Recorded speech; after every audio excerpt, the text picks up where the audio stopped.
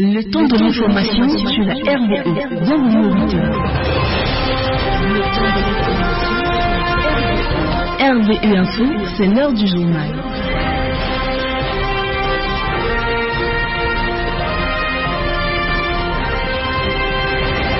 Bienvenue au 8h. Mesdames, bonjour. Monsieur, bonjour. Vous faites bien d'écouter la radio Vox Ecclésié, voix de l'Église. RVE Info de ce matin, c'est une présentation de Bernadette Dacroix. Bernadette, bonjour. Bonjour Lionel Begoum. Ouvrir et sortir, c'est ce qui nous est demandé pendant la Semaine Sainte. Ouvrir nos cœurs et sortir à la rencontre de Jésus et des autres, et aussi apporter la lumière et la joie de notre foi. Invitation du pape François en ouverture du 8h, l'édition du 15 avril, les titres. Semaine sainte ou semaine des semaines, nous y sommes. Une période où l'Église commémore le combat du Christ contre le mal.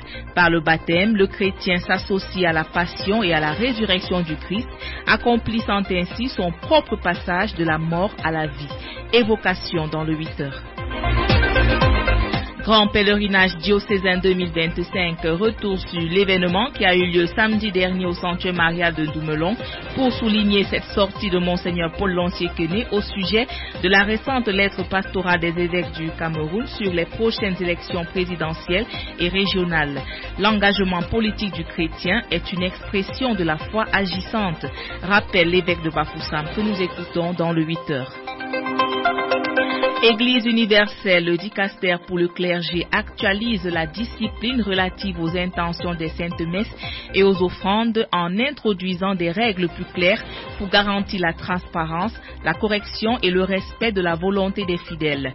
Le décret approuvé ce 13 avril par le pape François entrera en vigueur le 20 avril prochain, dimanche de Pâques. Évocation dans le 8h. Voilà pour les titres.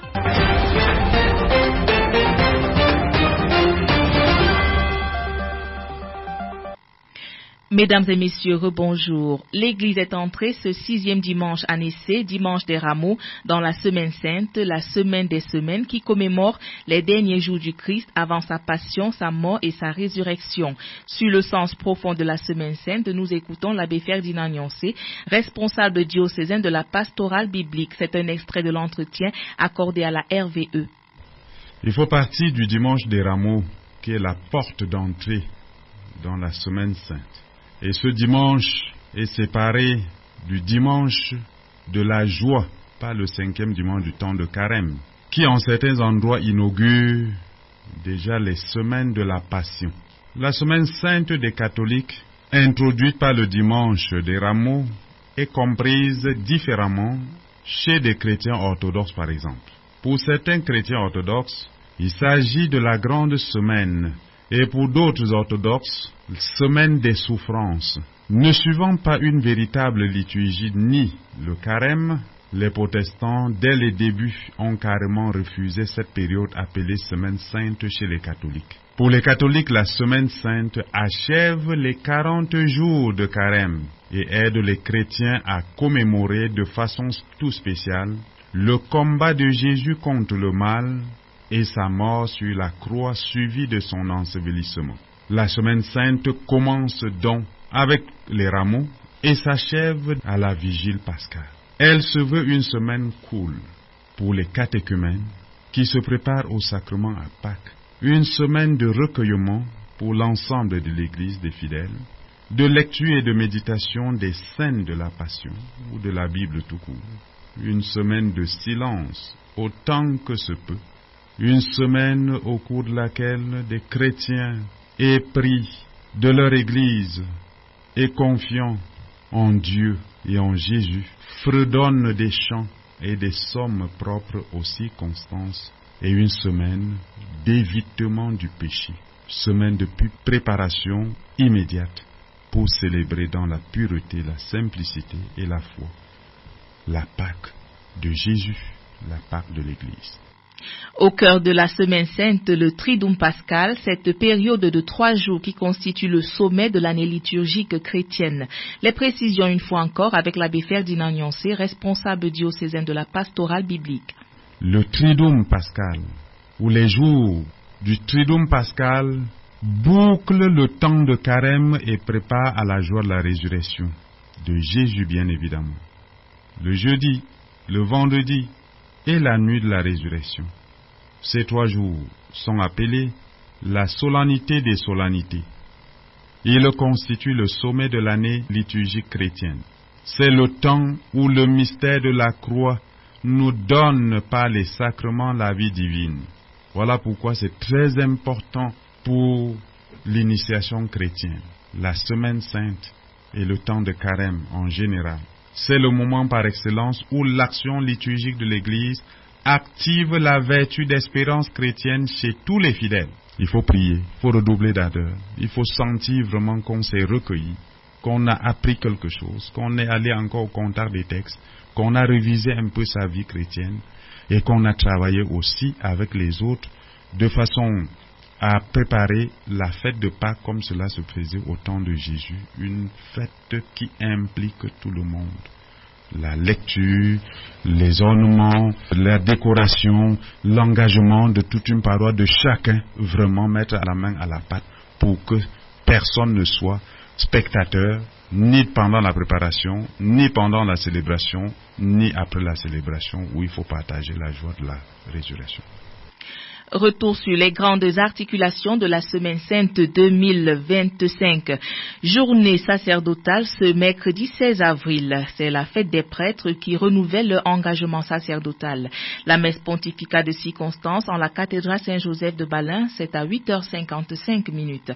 Elle sera suivie par la rencontre du presbytérium. Le Triduum pascal s'ouvre le jeudi saint, messe pontificale à la paroisse Sainte-Anne de Mbouda à 16h55. Le vendredi saint, grand chemin de croix en la matinée et à 15h, célébration de la Passion de Jésus-Christ en la cathédrale Saint-Joseph de Balin. Samedi saint, vigile de la Pâque, messe pontificale à 18h en la cathédrale Saint-Joseph.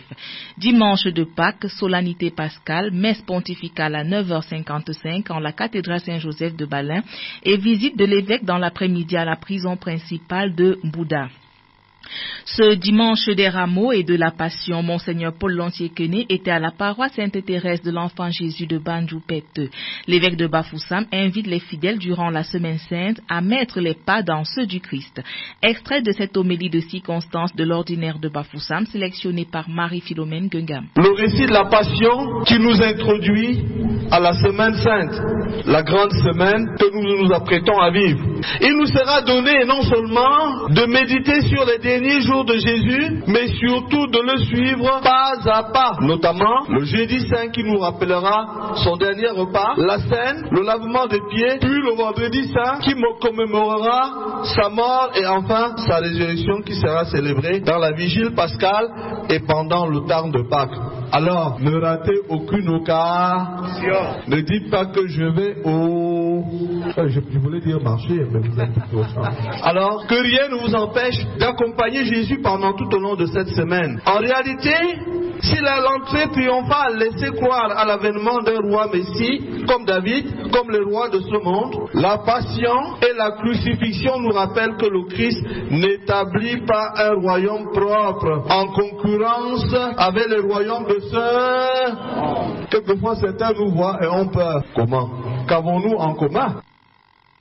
Je nous invite à présent à suivre les impressions de l'abbé Armand-Noël de Feutala, le curé doyen de Banjoun et curé de la paroisse Sainte-Thérèse de l'Enfant Jésus de Banjoun-Pette est au micro de Marie-Philomène Gungam. Tantôt, c'est pratiquement tout le diocèse qui était à Banjoun-Pette, parce qu'il est bien dit là où est l'évêque, là aussi est l'église. Et Monseigneur Paul Lantier-Kené a bien voulu librement choisir d'ouvrir la Semaine Sainte ici à Banjoun-Pette. Qu'est-ce qui l'a motivé? Je ne peux pas le dire, mais probablement Sainte Thérèse l'Enfant Jésus, n'est-ce pas, cet apôtre de l'amour qui a bien voulu que, comme nous célébrons la semaine de l'amour à son apogée qui est la mort, que cette célébration porte tout le diocèse afin que tous les jours de la Semaine Sainte soient des jours où nous recevons grâce après grâce. Je crois aussi que Monseigneur, en le faisant rentrer rentre dans sa logique habituelle de la pastorale de proximité,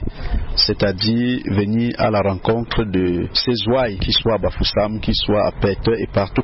Aujourd'hui c'était Pete, demain probablement ailleurs. Donc je ne voudrais pas m'attribuer l'honneur de cela, mais tout simplement dans la logique du Père qui voudrait aller à la rencontre de ces brebis, ceux du centre, mais aussi ceux de la périphérie. Vous avez vous-même lu la joie de la communauté chrétienne qui était là et qui a bien voulu participer à la pastorale de prison que fait l'évêque depuis un certain temps.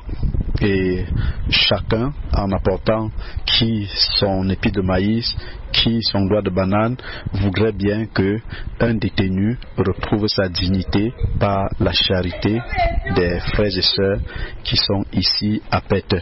Pour moi particulièrement, ça a été une très grande joie et je rentre dans cette semaine sainte éclatant, j'allais dire plein de grâce et surtout plein de force pour porter, n'est-ce pas, les actions pastorales qui sont denses dans le Triduum pascal.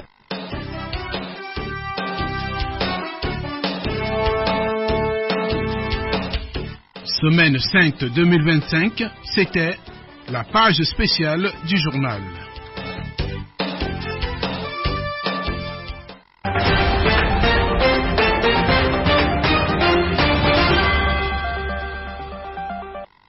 Vous écoutez le 8h sur la radio Vox Ecclésié, 8h11.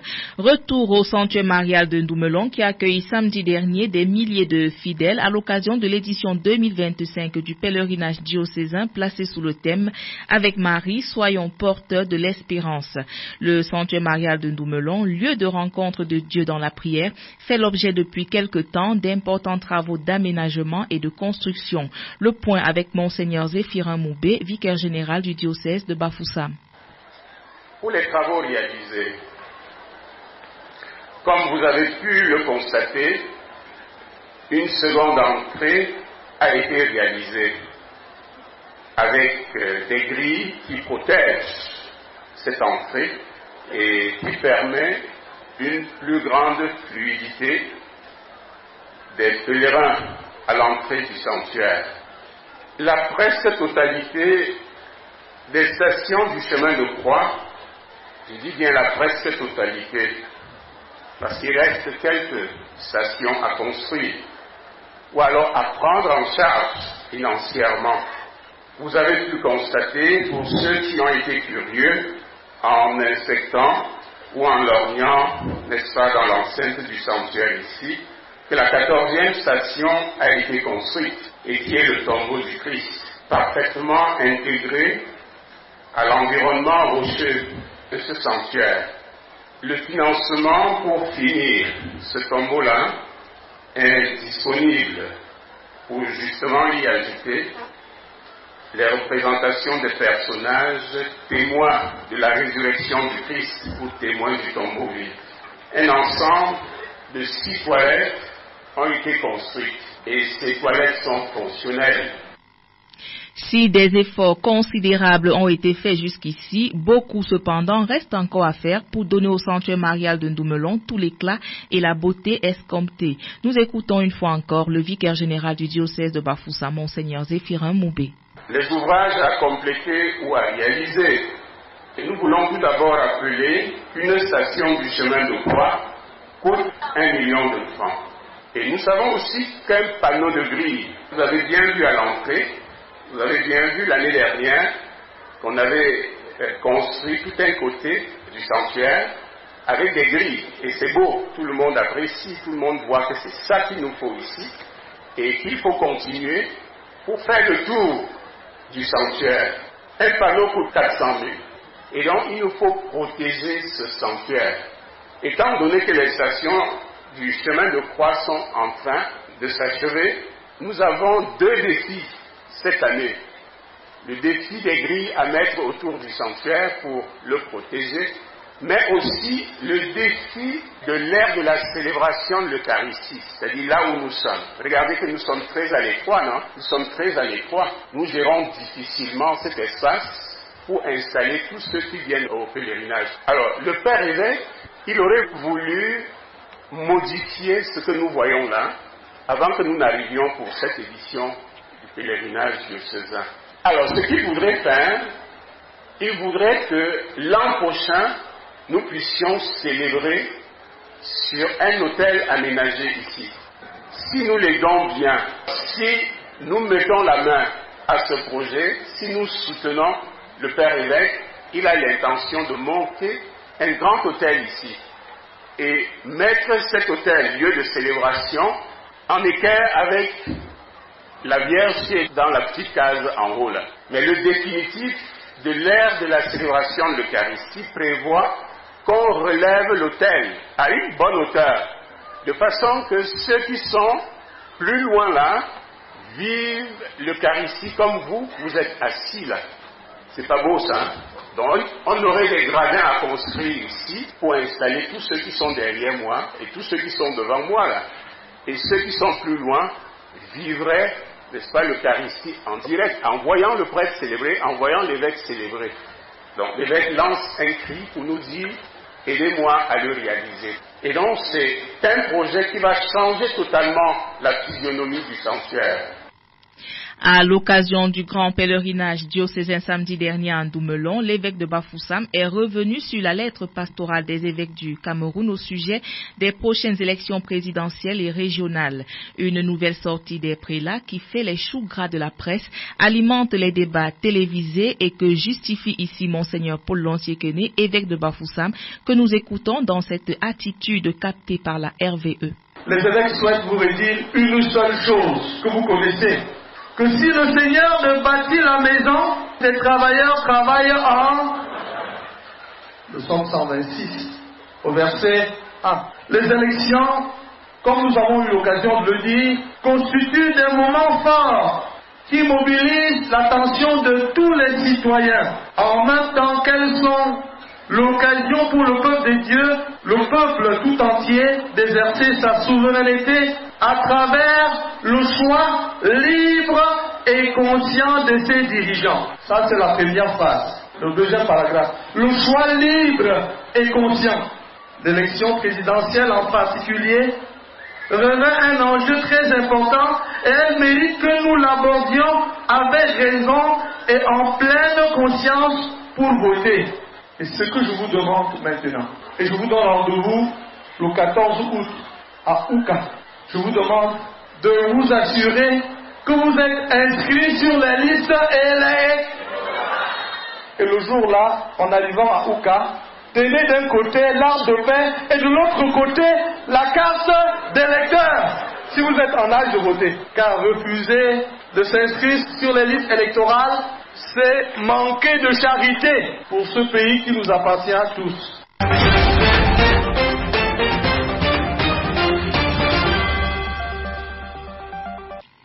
Vous écoutez le 8h sur la radio Vox Ecclésiae, année jubilaire 2025. La communauté chrétienne du Douainé de Bangan a effectué hier lundi le pèlerinage à la cathédrale Saint-Joseph de Balin. Démarche spirituelle ponctuée par un enseignement sur le thème de l'espérance, la méditation des mystères du rosaire, le sacrement de la réconciliation et le passage de la porte sainte.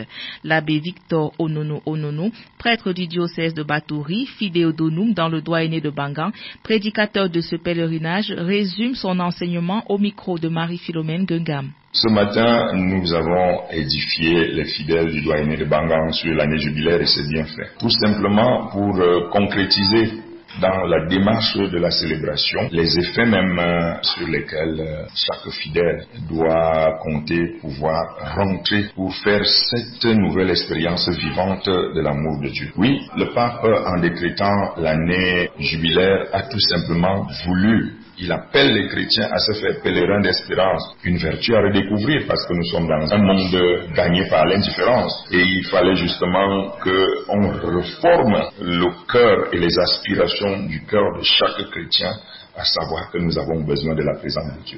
Mais présence de Dieu, pas comme d'un Dieu isolé, parce que c'est un Dieu qui se fait corps avec chacun de nous et nous devons donc, en étant pèlerins d'espérance, être les signes tangibles de l'amour de Dieu que nous devons manifester à tous ceux qui croisent notre chemin.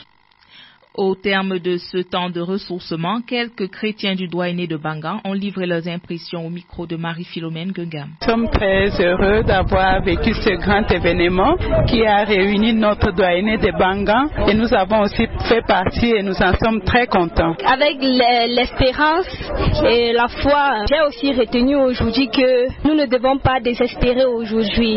Oui, dès aujourd'hui, nous devons continuer notre mission de proclamer la bonne nouvelle de Jésus-Christ.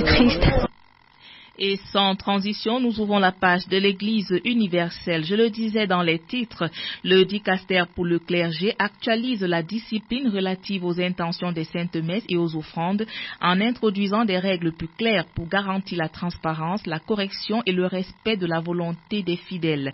Le décret approuvé par le pape François dans sa forme concrète dimanche 13 avril dernier entrera en vigueur le 20 avril prochain, dimanche de Pâques. Marie-Philomène Gungam rend pour nous cet article de Vatican News. Il s'agit d'une des manières les plus concrètes par lesquelles les fidèles participent à la vie de l'Église. Demander qu'une messe soit célébrée pour les vivants ou pour les défunts. Une coutume très ancienne, fondée sur de profondes motivations pastorales et spirituelles, réglée jusqu'à présent par des conditions qui permettaient d'une part de conserver la parole donnée aux offrandes et d'autre part d'écarter le danger du commerce de la chose sacrée. En vertu de cette pratique, les fidèles, par l'offrande, précise le texte, désirent s'unir plus étroitement au sacrifice eucharistique en y ajoutant leur propre sacrifice et en collaborant aux besoins de l'Église et en particulier en contribuant à l'entretien de ses ministres sacrés. Ainsi, les fidèles s'unissent plus intimement au Christ qui souffre et sont, en un certain sens, encore plus profondément insérés dans la communion avec lui, selon une pratique qui est non seulement approuvée par l'Église, mais également promu par elle. Le dicaster, dirigé par le cardinal Lazaro, établit que si le conseil provincial ou l'assemblée des évêques de la province l'ordonne, les prêtres peuvent accepter des offrandes multiples de différents offrands, les cumulant avec d'autres et les satisfaisant par une seule messe, célébrée selon une seule intention collective, si et seulement si tous les offrands ont été informés et ont librement consenti. Il est explicitement indiqué qu'en l'absence d'un consentement explicite, la volonté des offrandes ne peut jamais être présumée. Au contraire, en son absence, il est toujours présumé qu'elle n'a pas été donnée. Si tout d'abord, il est recommandé que chaque communauté chrétienne veille à offrir la possibilité de célébrer quotidiennement des messes d'intention unique, le prêtre, comme le précise le décret, peut célébrer des messes différentes, même selon des intentions collectives, tout en restant ferme sur le fait qui lui est permis de ne retenir quotidiennement qu'une seule offrande pour une seule intention parmi celles acceptées.